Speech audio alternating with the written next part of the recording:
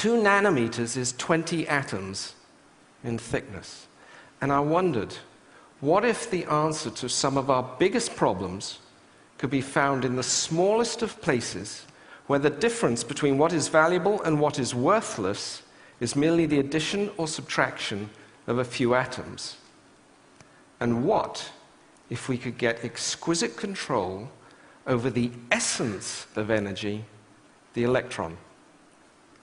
So I started to go around the world finding the best and brightest scientists I could at universities, whose collective discoveries have the chance to take us there, and we formed a company to build on their extraordinary ideas.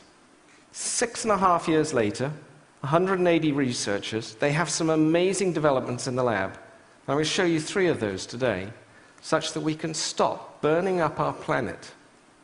And instead, we can generate all the energy we need right where we are, cleanly, safely, and cheaply. Think of the space that we spend most of our time. Tremendous amount of energy is coming at us from the sun. We like the light that comes into the room, but in the middle of summer, all that heat is coming into the room that we're trying to keep cool. In winter, exactly the opposite is happening. We're trying to heat up the space that we're in, and all that is trying to get out through the window.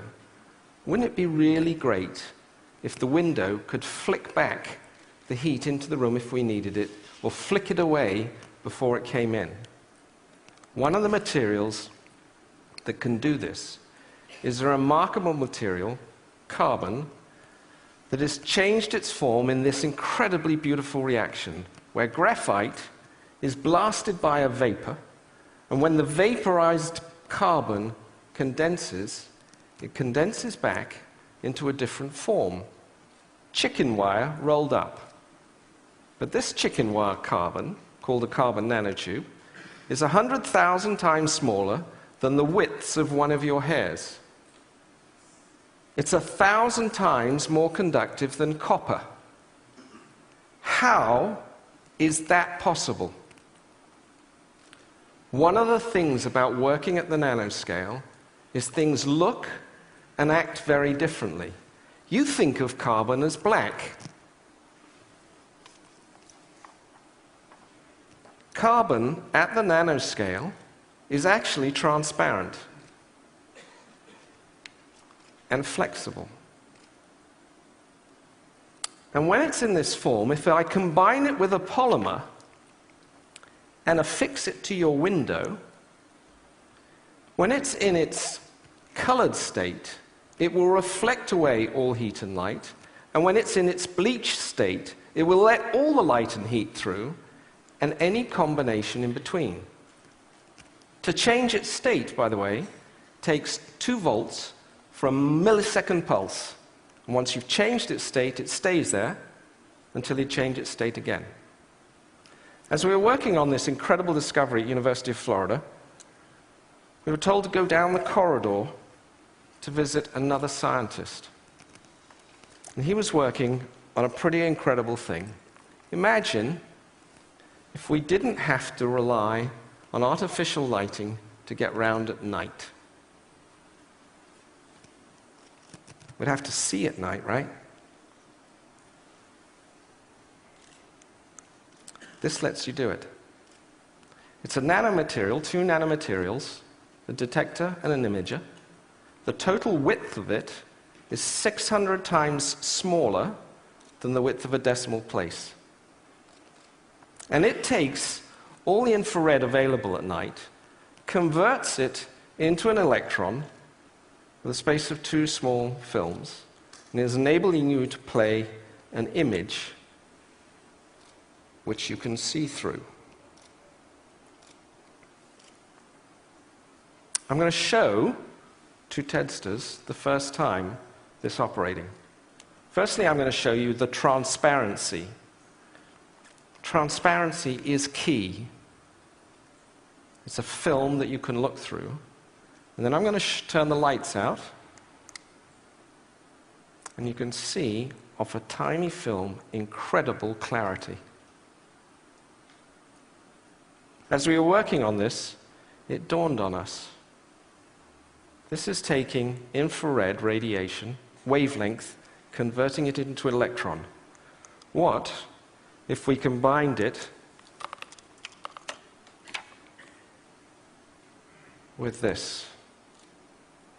Suddenly, you've converted energy into an electron on a plastic surface that you can stick on your window. But because it's flexible, it can be on any surface whatsoever. The power plant of tomorrow is no power plant. We talked about generating and using. We want to talk about storing energy. And unfortunately, the best thing we've got going is something that was developed in France 150 years ago, the lead-acid battery. In terms of dollars per watt stored, it's simply the best. Knowing that we're not going to put 50 of these in our basements to store our power, we went to a group at the University of Texas at Dallas, and we gave them this diagram. It was in actually a diner outside Dallas-Fort Worth Airport. We said, could you build this?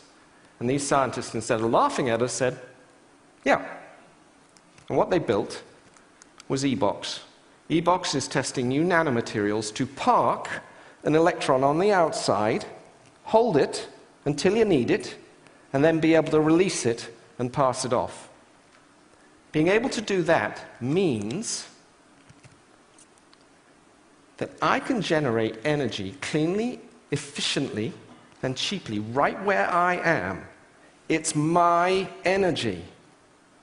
And if I don't need it, I can convert it back up on the window to energy, light, and beam it, line of sight, to your place.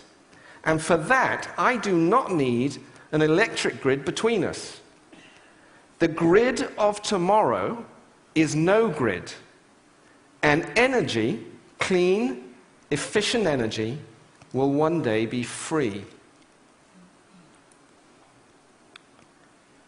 If you do this, you get the last puzzle piece, which is water.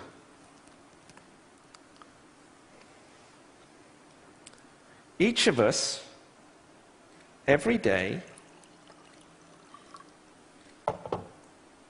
need just 8 glasses of this, because we're human. When we run out of water, as we are in some parts of the world, and soon to be in other parts of the world, we're going to have to get this from the sea. And that's going to require us to build desalination plants. $19 trillion is what we're going to have to spend. These also require tremendous amounts of energy. In fact, it's going to require twice the world's supply of oil to run the pumps to generate the water. We're simply not going to do that. But in a world where energy is freed and transmittable, easily and cheaply, we can take any water wherever we are and turn it into whatever we need. I'm glad to be working with incredibly brilliant and kind scientists, no kinder than many of the people in the world, but they have a magic look at the world. And I'm glad to see their discoveries coming out of the lab and into the world. It's been a long time in coming for me. 18 years ago, I saw a photograph in the paper. It was taken by Kevin Carter, who went to the Sudan to document their famine there. I've carried this photograph with me every day since then. It's a picture of a little girl dying of thirst.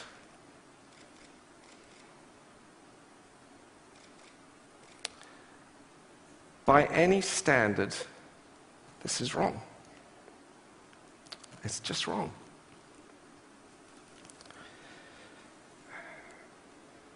We can do better than this. We should do better than this. And whenever I go round to somebody who says, you know what, you're working on something that's too difficult, it'll never happen. You don't have enough money. You don't have enough time. There's something much more interesting around the corner. I say, try saying that to her.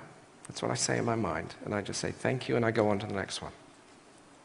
This is why we have to solve our problems. And I know the answer as to how is to be able to get exquisite control over a building block of nature, stuff of life, the simple electron. Thank you.